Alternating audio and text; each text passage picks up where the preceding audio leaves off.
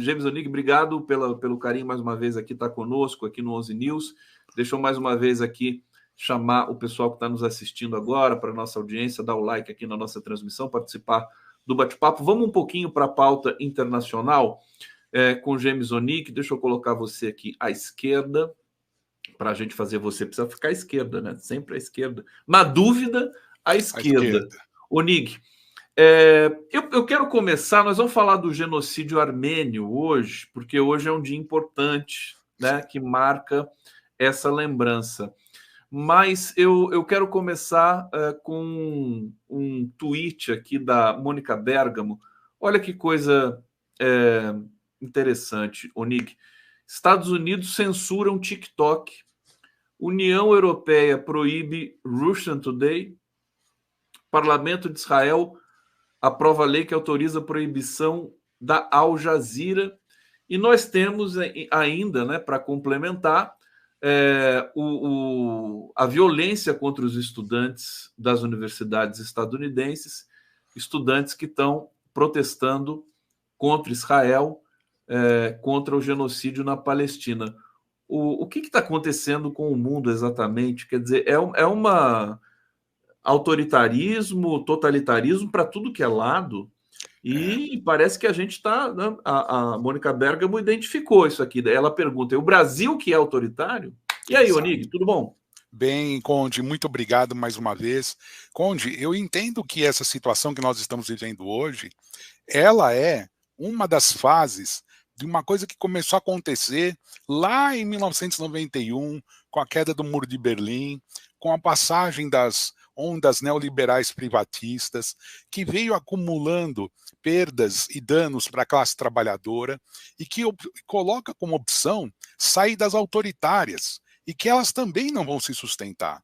Eu não digo que é um estágio que vai passar rápido, mas essas saídas autoritárias, grotescas, truculentas que nós estamos assistindo, ela só vai exacerbar uma coisa que nós já sabemos e todos que nos assistem aqui com você, seu público, sabe muito bem.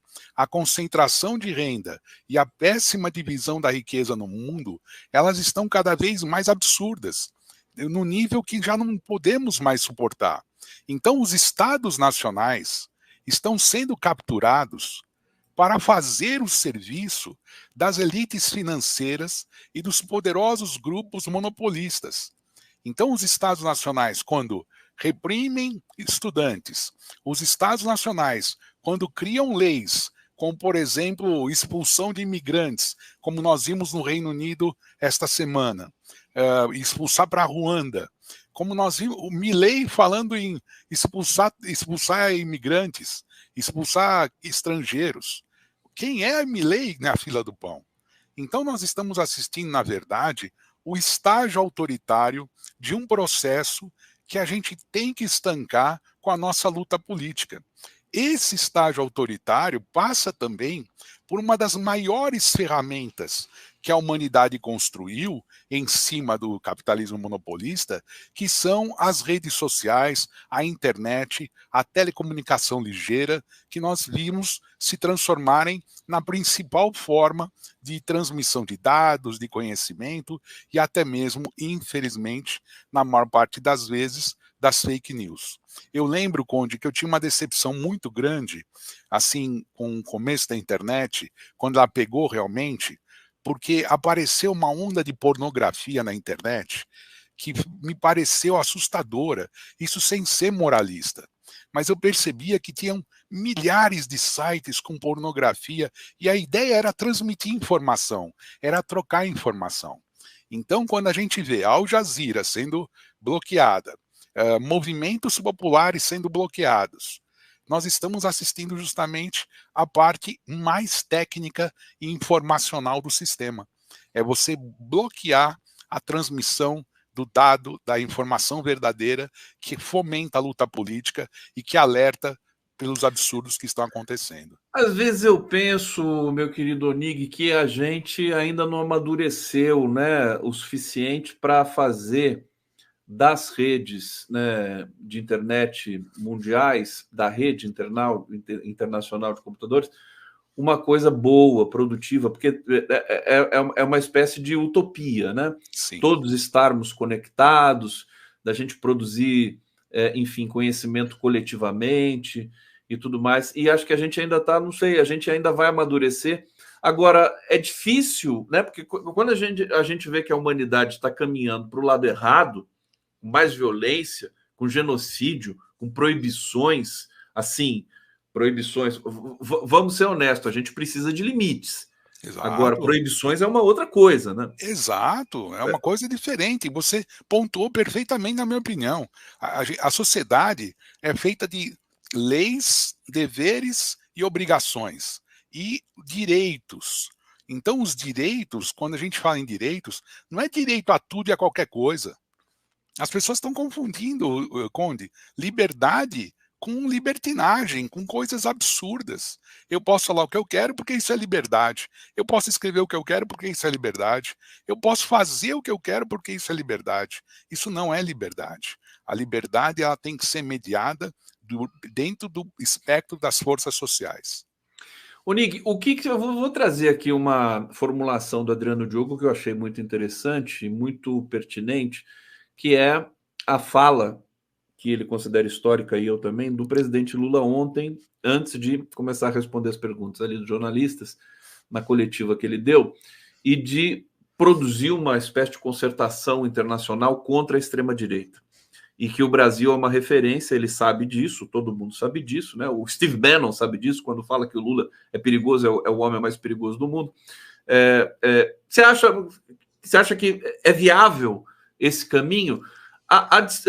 Digamos, sem esquecer do conflito político que o Lula está enfrentando internamente, né? Sim. Internamente no Brasil e internamente no próprio governo. Como é que Sim. você avalia essa questão? Mais uma vez, o Lula mostra sua coragem enquanto estadista. Estamos assistindo uma transformação desses governos, desses governos autoritários que querem se impor em todo o planeta e estabelecer uma ordem fascista que desrespeita os valores humanitários.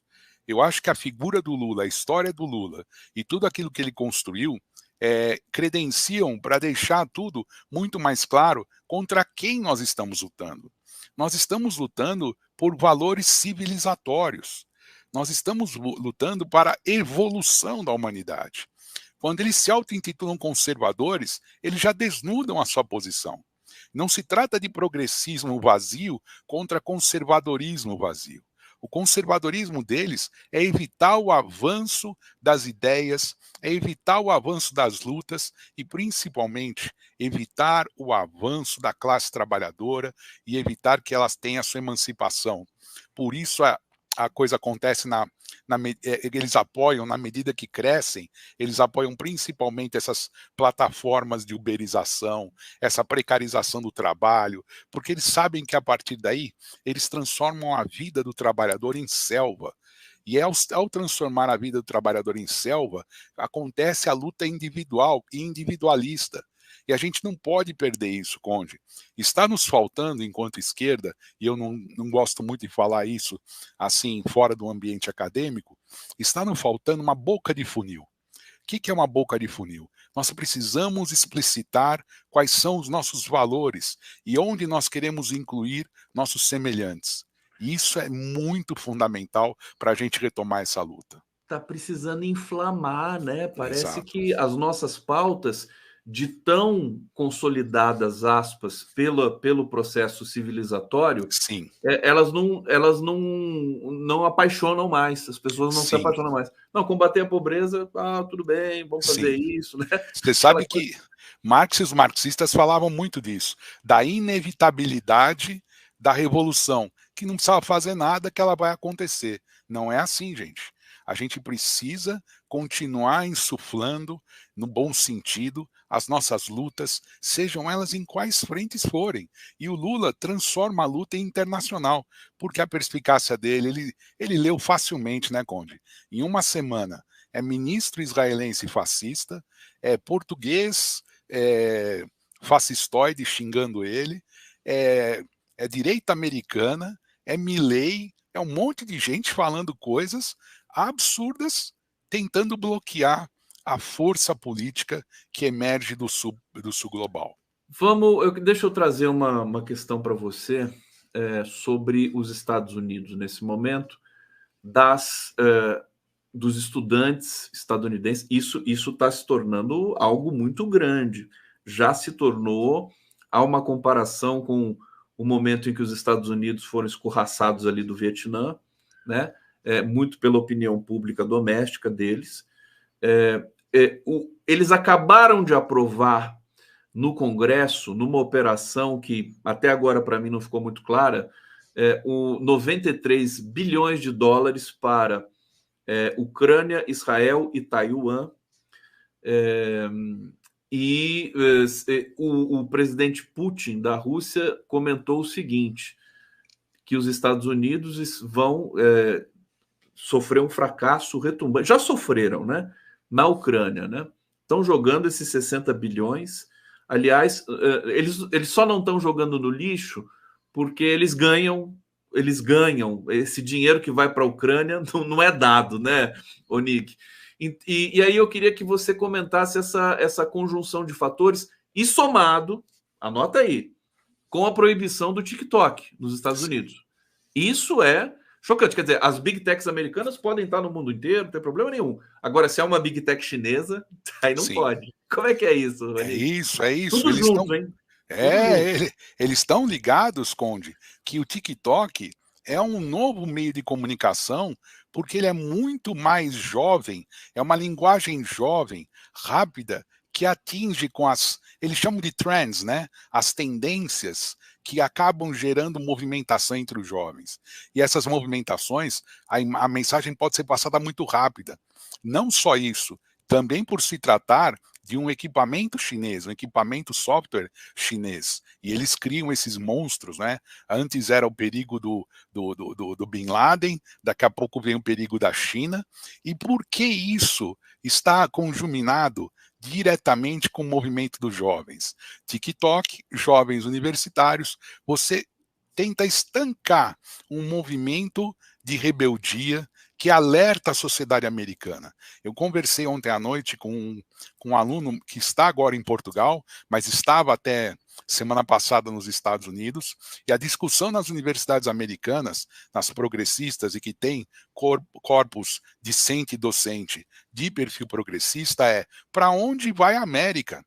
Esses jovens não estão só falando de Gaza, eles estão falando do futuro dos Estados Unidos num mundo diferente, onde os valores que precisam ser resgatados, que conversávamos agora há pouco, estão se perdendo.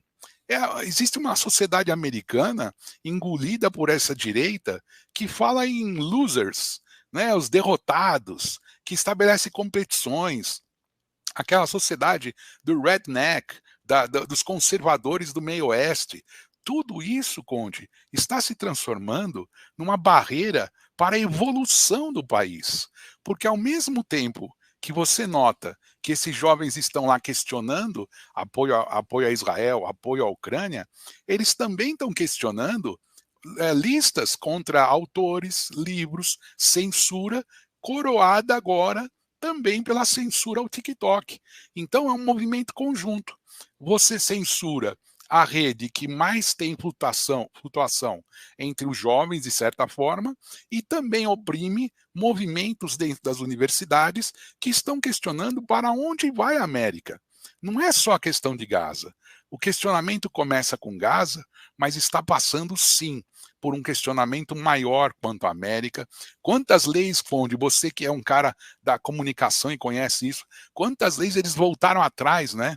Aborto, liberação de drogas, olha, liberação, né, vamos dizer assim, descriminalização, eles estão voltando atrás em muitas coisas. E isso assusta a juventude, principalmente a juventude da classe trabalhadora, que vê seus pais tendo que ter 2, 3 empregos para manter a mesma renda. Então também surge aí.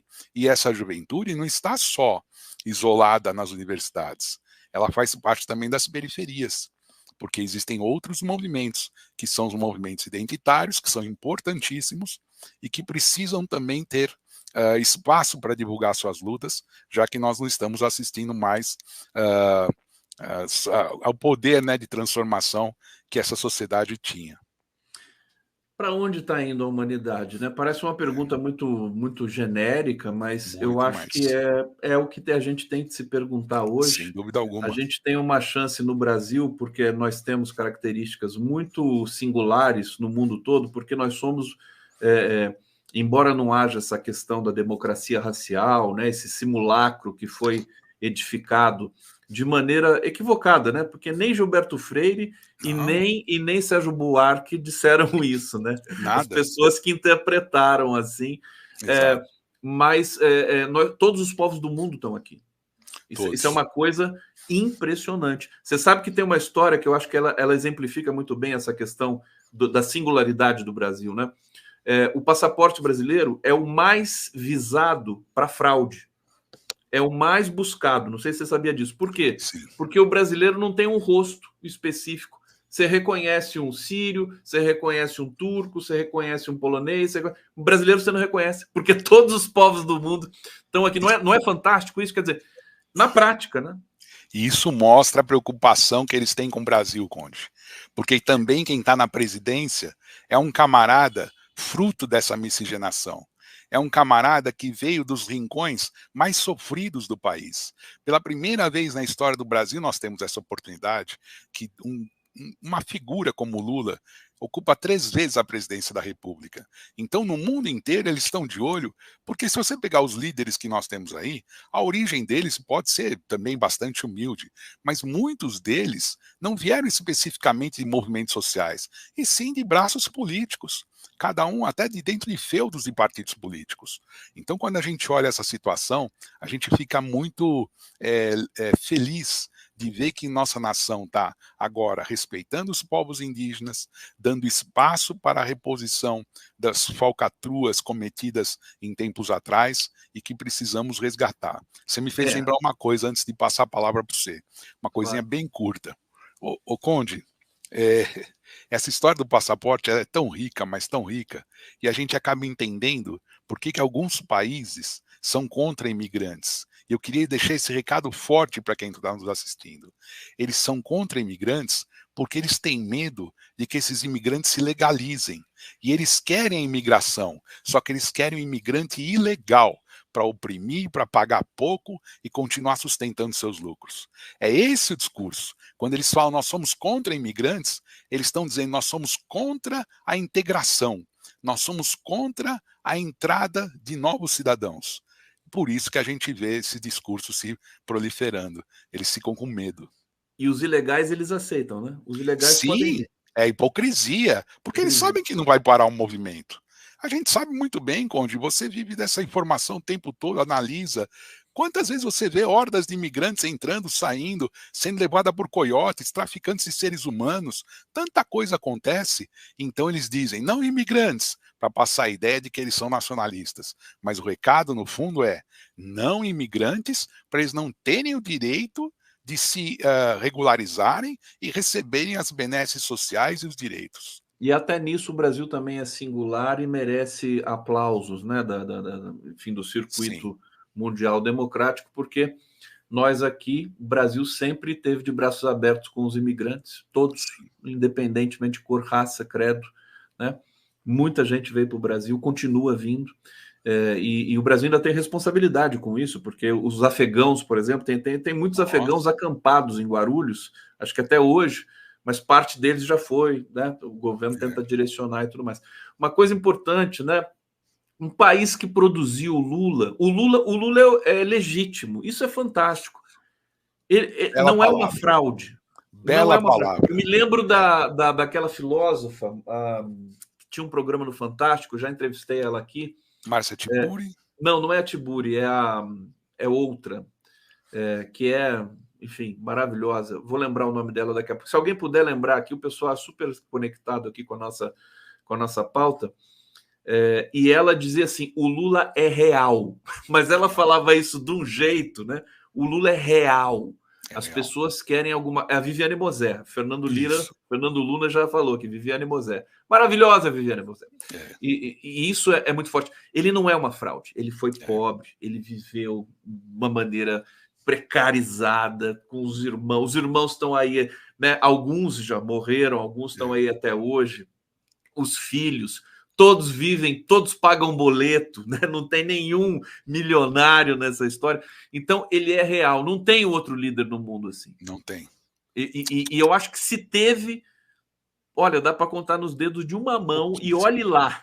Pouquíssimos, pouquíssimos. Lá, né? Então, uma sociedade que produziu esse cara, o Nig, ela tem do que se orgulhar. Muito. E eu acho que ela está, nesse momento, lamentavelmente, abaixo desse patamar, porque, por exemplo, nós não estamos aí dando um show de democracia nas ruas, como a Argentina acabou de demonstrar. Quer dizer, sim, eu acho que está faltando um pouco isso. Eu estou muito preocupado com isso. Desculpa, deixa eu devolver para você comentar. Não, eu concordo com você, Conde. Eu acho que o que acontece, Conde, é que nós tivemos também um anticlímax nesses 6 anos de golpe, que foi terrível.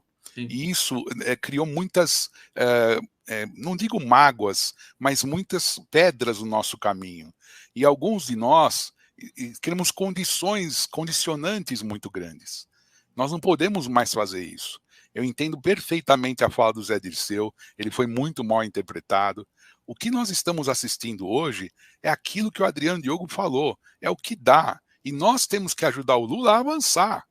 Mas para a gente avançar, o que a gente tem que fazer, com isso que você falou, inflamar. Nós temos que inflamar para que as mudanças que venham, e a gente já espera um próximo governo, elas comecem a se concretizar. A força da direita não é tão grande assim, na medida em que a gente olha o nível de negociação que se estabelece. Eles sabem que o país precisa andar. Eles têm noção disso, mas eles não querem abrir mão de algumas benesses rentistas, algumas vantagens que eles têm, e por isso a gente ainda precisa avançar em muitos setores. Não é à toa que eles querem a saúde, né, Conde? Eles querem a saúde de qualquer jeito, porque isso dá voto, dá muito voto, além de muito dinheiro. É um orçamento gigantesco de compra e que acaba sempre resvalando nos interesses desses caras. O pessoal, até quando a gente fala de saúde aqui, eles me provocam, porque eu não tenho rabo preso, e assim, não no 11 News, mas nas minhas resenhas solo que eu faço nas redes, eu cobrei muito a Anísia Trindade. Eu acho assim, se todo mundo está querendo a saúde, isso não é suficiente para que eu cobre o Ministério da Saúde, porque a gente precisa de resultado, né? Lógico. Não é que eu não goste da Anísia aqui, a gente precisa de resultado. O Lula cobrou a Anísia. Todo mundo tem que cobrar. Não tem problema, sabe o que é? Que é a mesma coisa das greves das universidades federais. Qual o problema? Outro dia eu vi fogo amigo. Não tem essa de fogo amigo, gente. Nós somos progressistas. A greve é um direito do trabalhador e vai ser resolvida na mesa de negociação através do embate político, respeitoso e que emburre a universidade para frente. Não tem problema ter greve. Não há problema que seja no governo Lula. Aliás, a greve pode ajudar o governo a se reconectar com a sociedade. Exato. Ô, Nig, deixa eu ir para o bate-papo aqui, pegar o comentário do Camilo Leles de Lima de Souza. Houve outro, Pepe Mujica, verdade, boa. Pepe Mujica está aí. Boa, Pepe Camilo. Mujica, bem lembrado. Hein? Fiquem de olho.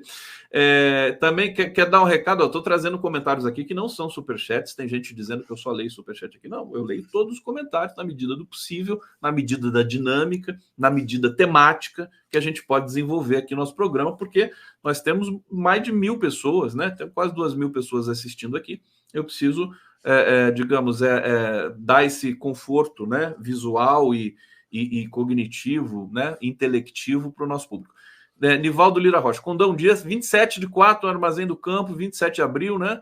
Malameda Northam, 806, almoço às 13 horas com o chefe João Pedro Stedley e Carmen Silva, da coordenação do MST. Legal. O Stedley cozinha muito. Você Legal. sabia disso, né? Sim, o famoso arroz de campeiro dele. O Stedley devia fazer o Masterchef na televisão. Tô brincando, não devia não. E a Camila Viana está dizendo aqui, Lula é uma relíquia de ser humano. Exato. Adorei. Quando eu encontrar com o Lula, falava assim para ele, você é uma relíquia, meu querido. Relíquia. Ele vai ficar bravo. Vai, tá me chamando de ideia, companheiro. Vamos terminar. Eu quero falar. Eu já combinei com a Mariana Bojiquian. Sim, Amanhã ela vai estar aqui para ótimo, falar da Armênia. Ela que bom. escreveu um artigo magnífico hoje na Folha de São Sim, Paulo, quando a Armênia encontra a Palestina. isso. Um trechinho do que ela disse, né? Preciso conhecer a cara assustadora do passado para enxergá-lo com clareza quando se reapresenta. Sim, Mandar um beijo, um abraço para a Mariana, e amanhã ela vai estar aqui falando disso. Eu queria que você falasse hoje, porque você tem ascendência armênia, sim, e hoje é o dia que isso, marca o massacre, o genocídio. Conta para isso. gente. No dia 24 de abril de 1915, Conde, o governo dos jovens turcos otomanos, em Istambul, prendeu os maiores intelectuais e lideranças da comunidade armênia. Eles foram presos, acusados de traição e começaram a ser enforcados. E automaticamente a notícia correu para as outras comunidades armênias, espalhadas pelo interior do Império Otomano, e como cristãos, eles achavam que poderia ser alguma perseguição religiosa. Também teve o cunho religioso, mas não é o principal. O que aconteceu, Conde, foi que, na verdade, o governo dos jovens turcos otomanos tentou fazer reformas enormes no império e não conseguiu resultados. E um dos problemas maiores era a luta dos armênios por mais direitos dentro do império. E eles resolveram, então, acabar com a questão armênia, acabando com os armênios. Foram enviados telegramas através de códigos cifrados, mandados principalmente pelo triunvirato que governava a Turquia, Cemal, Enver e Talat, mandavam telegramas para o interior e os governadores iniciavam a deportação. Por que deportação?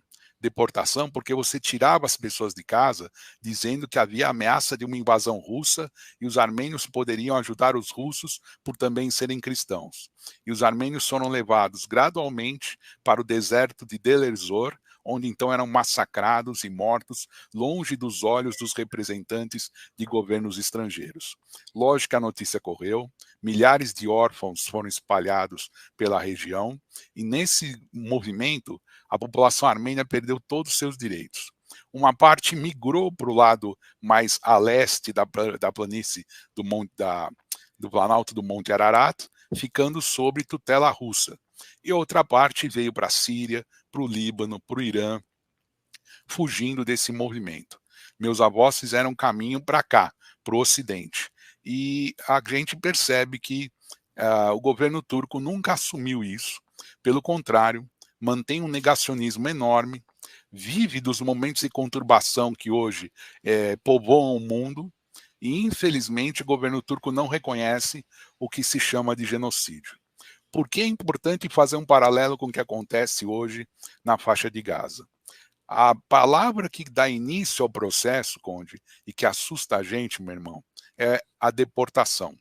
Quando eles começaram a falar em Gaza, no conflito, que iam tirar as pessoas do norte, mandando elas para o sul, ficou claro para a gente que estudou a Convenção do Genocídio, que conhece o intuito que foi feito por Rafael Lemkin, quando escreveu o texto principal da Convenção, que aquilo se configurava sim num processo genocidário e depois de alguns meses, ou perdão, algumas semanas, a África do Sul, com toda a sua expertise de luta, principalmente da população africana negra, sabia que estava acontecendo um genocídio. Então, ao final de meses, 1,5 milhão de armênios foram mortos, dizimando 65% da população armênia do Império Otomano. Restaram um pouco mais de, o que era quase 2,5 milhões, restaram um pouco mais de 80 mil armênios em todo o Império Otomano. Alguns deles, Conde, uma curiosidade, ficaram cripto-armênios, esconderam que eram armênios, passaram a frequentar mesquitas, rezavam na mesquita de dia e à noite rezavam como um pequeno altar numa igreja em casa. Essas coisas acontecem até hoje. E é por isso que eu acho que é nosso papo de hoje, quando você começa tão fortemente dizendo o que está acontecendo com o mundo, a gente precisa sempre refletir, porque senão outros genocídios continuarão acontecendo, infelizmente. Eu acho que esse é o grande dilema que a gente enfrenta ao nos omitirmos, de uma certa maneira, o que está acontecendo na Palestina. né? Porque seria autorizar que esse processo transcorra no resto do mundo a partir de então. Exato. Vamos tentar, quem sabe a gente ainda consegue Sim. reverter esse processo simbolicamente. O que eu tenho mais ouvido aqui de analistas que você conhece, como o Arbex, enfim, dizendo o seguinte, que o próprio Walid Rabah, né, presidente da FEPAL, o Israel está sendo destruído por ele próprio. Sem dúvida. O Netanyahu está destruindo Israel. Sem dúvida. 500 mil já saíram de Israel nesses últimos 6 meses, né? Ele vai conseguindo antipatia, já conseguiu antipatia do mundo inteiro, só sobrou os Estados Unidos para ele. Sem dúvida. Né? E isso aí o que vai ser o day after de tudo isso, né? Não vai ser bom para ele. Nem fala. Gente, chegamos ao final do nosso 11 News. Eu quero agradecer demais a presença de todos. Continuem com a nossa programação. Onig volta aqui na semana que vem, na quarta-feira, e eu volto amanhã com vocês às 11 horas e vou receber aqui a Mariana Bojiquian. Já fica o convite. É muito legal, Conde. Porque vai ser demais. Obrigado, Onig. Deixa eu só falar uma coisinha. Rapidinho. Não deixo, não vou deixar. É muito legal ver a Mariana aqui, porque essa nossa luta, Conde, é de muito tempo. Sempre fomos ensinados a ser, primeiro, bons brasileiros em casa, e segundo, lutar contra o genocídio. Então, se vem uma geração como a da Mariana, a gente sabe que temos bons brasileiros e gente lutando contra o genocídio. Aquilo que os nossos avós nos ensinaram, ser um bom brasileiro e lutar contra os genocídios, está se concretizando. Recado magnífico do James Onig. Obrigado a todos e até lá. Obrigado, Conde.